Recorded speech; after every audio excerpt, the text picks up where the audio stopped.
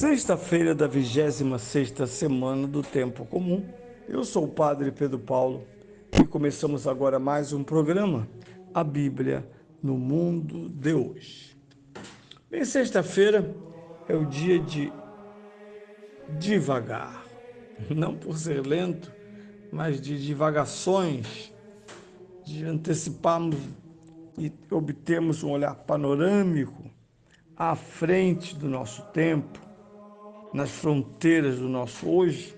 Por isso, sexta-feira, estamos já em pleno Evangelho da 27ª semana do Tempo Comum. Sempre o Evangelho de São Marcos, que caracteriza este ano inteiro litúrgico, no B, agora no capítulo 10, 2 a 16. Naquele tempo, aproximaram-se de Jesus uns fariseus para o porem à prova e perguntaram-lhe: pode um homem repudiar a sua mulher? Jesus disse-lhes: o que vos ordenou Moisés? Eles responderam: Moisés permitiu que se passasse um certificado de divórcio para repudiar a mulher. Jesus disse-lhes: foi por causa da dureza do vosso coração que ele vos deixou essa lei. Mas no princípio da criação, Deus fê-los homem e mulher. Por isso, o homem deixará pai e mãe para se unir à sua esposa e os dois serão uma só carne. Desse modo já não são dois, mas uma só carne. Portanto, não separe o homem o que Deus uniu.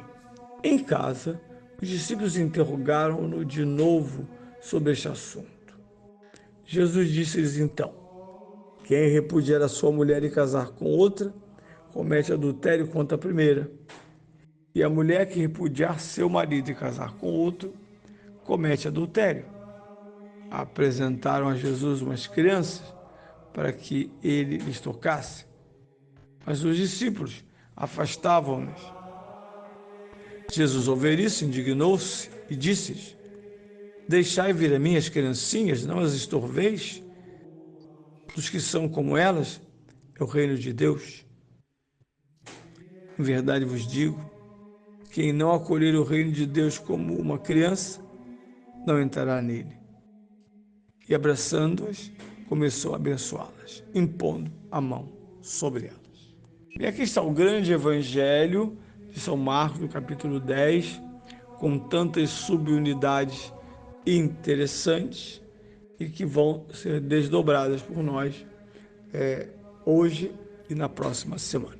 Bem, iniciamos dizendo que o evangelho se desenvolve em torno de algo que, infelizmente, estamos assistindo todos os dias no Brasil. Esta imprensa que deseja reprimir a diversidade, a verdade.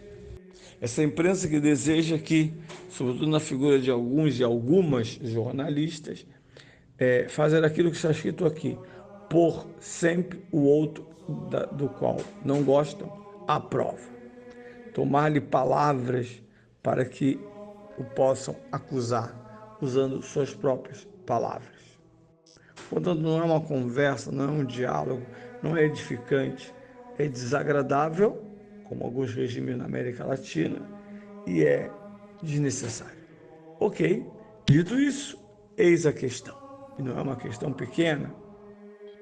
Pode um homem repudiar a sua mulher? Então, estamos no campo jurídico-teológico dos mandamentos. E, em particular, aquilo que não estava nos mandamentos, que era o matrimônio, lei positiva para os judeus. E se lei positiva, isto é, humana, era possível burlá-la. Por isso havia chamado aqui na tradução portuguesa, um certificado de divórcio, ou, como no Brasil em geral, uma carta de divórcio. Que então permitia, em geral, ao marido, mas Jesus cita também esse direito como feminino, de liberar-se de seu companheiro e, no caso, que era mais grave, livrar-se inclusive dos encargos com a ex-companheiro ou ex-companheira. Nós sabemos que os grandes litígios estão ali em torno do fim dos matrimônios, porque há bens e há pessoas envolvidas numa história que acabou e raramente termina pacífica e feliz. Termina, às vezes, de modo litigioso, com guerras de tribunais, dinheiro gasto com processo, além de uma mudança total de perspectiva, que é aquela de um casamento amoroso para uma luta corpo a corpo, que vai somente sedimentar a raiva e até o ódio. Isso não é bom para ninguém.